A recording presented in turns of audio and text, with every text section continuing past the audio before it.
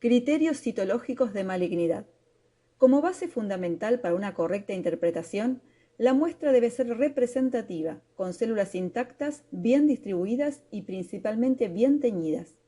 Los criterios de malignidad son alteraciones morfológicas de las células que nos informan acerca de su grado de diferenciación y de una maduración asincrónica. Cuanto mayores sean las diferencias entre las células de una misma población celular, mayor número de criterios de malignidad podremos encontrar, indicando a su vez una mayor malignidad.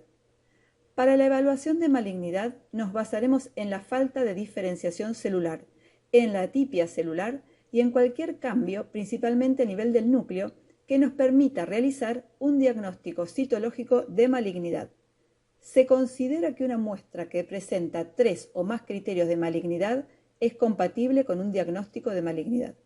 La citología positiva se debe confirmar con una histopatología. Es importante recordar que cambios inflamatorios pueden generar aspectos displásicos que lleven a confusión. Como una forma de organización inicial, podemos proceder de la siguiente manera.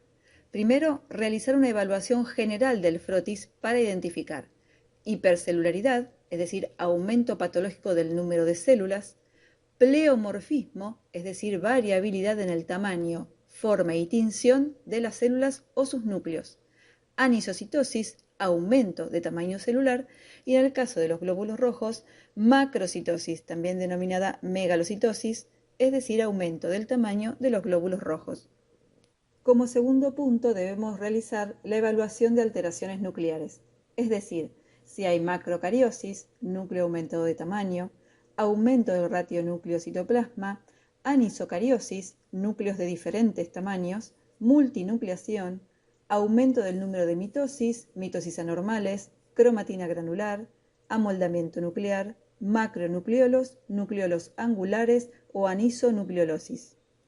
Hablaremos ahora entonces de macrocariosis o megalocariosis, es decir, aumento del tamaño nuclear. Son células sospechosas de malignidad aquellas que muestran hipertrofia nuclear. Este agrandamiento nuclear es proporcional a la poliploidía responsable del aumento de ADN, de núcleos, proteínas y agua en el núcleo. Se pierde la relación núcleo-citoplasma, aunque hay procesos inflamatorios que también pueden provocarla, como un fenómeno de reactividad frente a la injuria, por lo que debemos diferenciarlos de procesos malignos.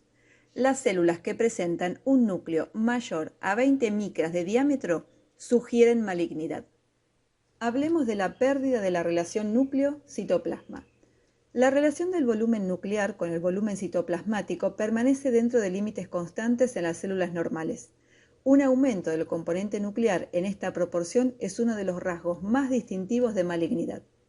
Puede haber aumento nuclear por irradiación, agentes alquilantes, inflamación y regeneraciones, pero en estas condiciones las células no malignas revelan un aumento en el tamaño celular completo, conservando la relación núcleo-citoplasmática dentro de límites benignos, lo que permite diferenciarlas sin dificultad de las células malignas.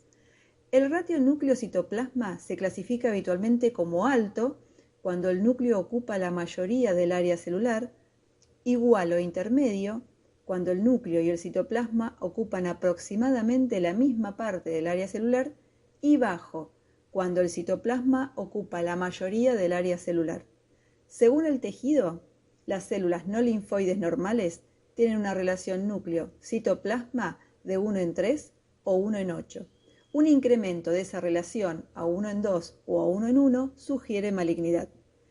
Este factor aisladamente no es maligno, por lo tanto debe acompañarse de otros factores para determinar malignidad. En esta imagen vamos a observar la citología de una punción con aguja fina de un tumor mamario canino. Se observan grupos de células epiteliales glandulares pleomórficas, es decir, con distintos tamaños, con criterios nucleares de malignidad, es decir, anisocariosis, núcleos de diferentes tamaños. Vamos a observar también macrocariosis, indicadas por las flechas celestes, núcleos agrandados, y también macronucleolos, indicado por la flecha roja. El diagnóstico es de un carcinoma.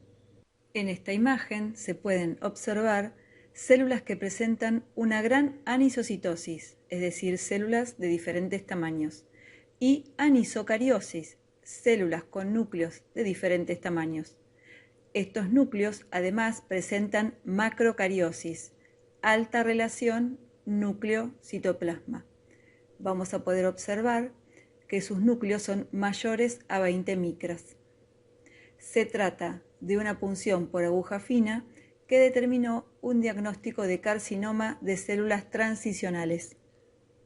Hablemos ahora de la hipercromasia nuclear. Se produce por un aumento del contenido de ADN en las células malignas que están activamente dividiéndose.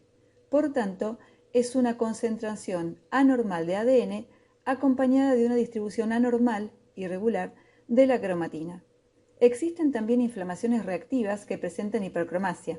En general, la hipercromasia es un aumento de la cromatina nuclear, lo que no es patognomónico de malignidad, sino que debe acompañarse de otros factores.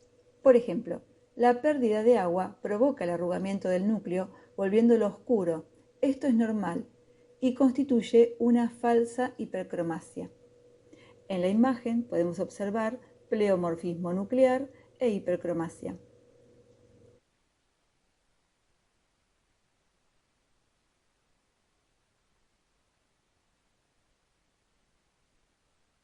Distribución anormal de la cromatina.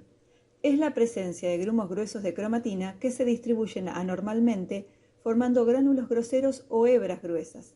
El aspecto de grumos gruesos con espacios libres de cromatina son denominados núcleos en tablero de ajedrez. La cromatina asociada al nucleolo también está aumentada.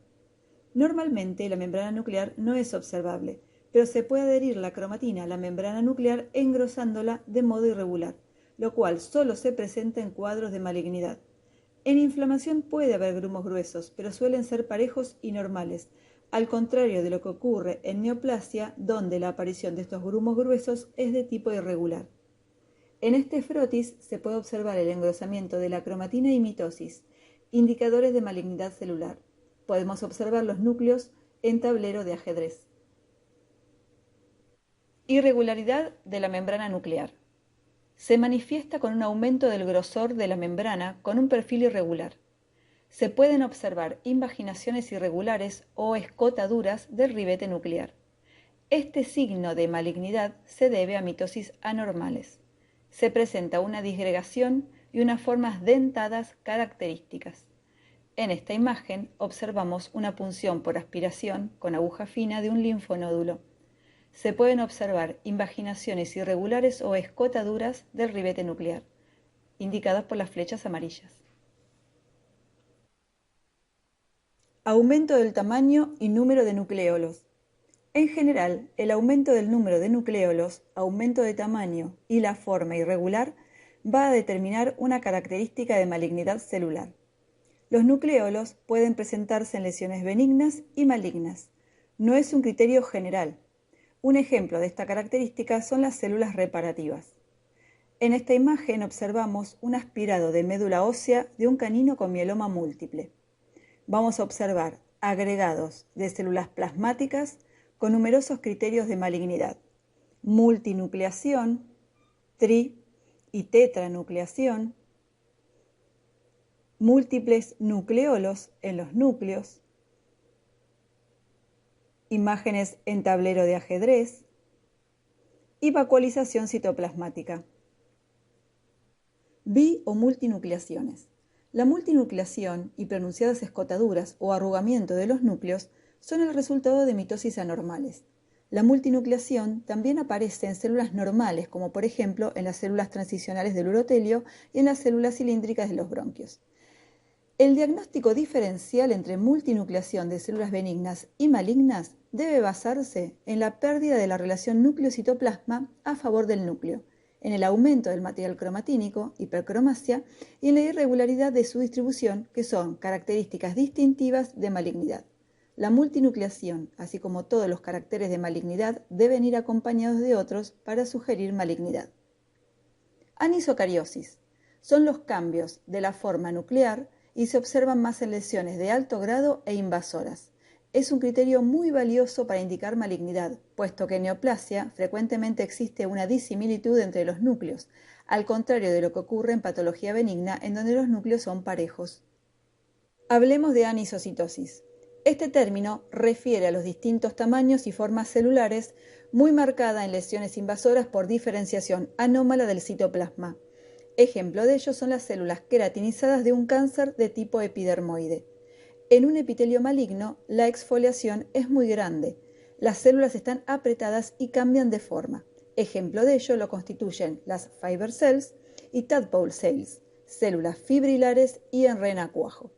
En esta imagen, cuyo diagnóstico fue un tumor venéreo transmisible en canino, vamos a observar una célula inflamatoria indicada por la flecha negra y una tadpole cell o célula renacuajo indicada por la flecha blanca.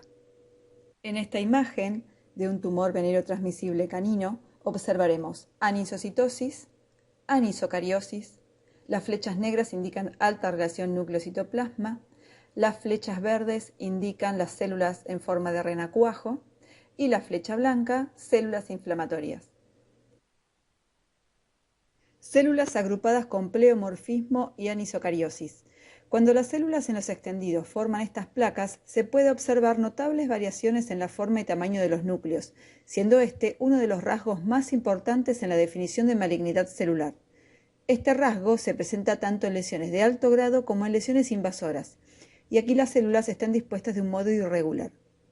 Vamos a observar agrupación celular, pleomorfismo celular, anisocitosis, anisocariosis, hipercromasia, aumento del ratio núcleo-citoplasma, vacuolización citoplasmática y nucleolos múltiples. Esta imagen corresponde a un tumor venéreo transmisible canino.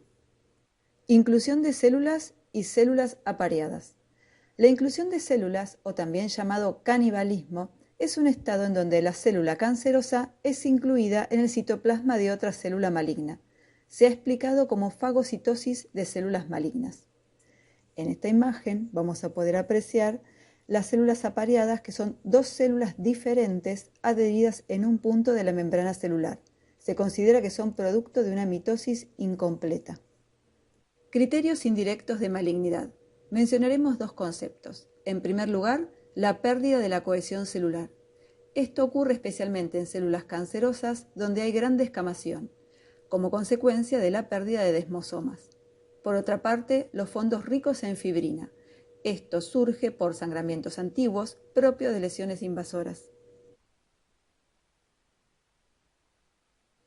En esta imagen, correspondiente a una metaplasia escamosa prostática, vamos a observar agrupación celular, pleomorfismo celular, anisocitosis, anisocariosis, hipercromasia, imágenes en tablero de ajedrez, aumento del ratio núcleo-citoplasma, vacuolización citoplasmática y nucleolos múltiples.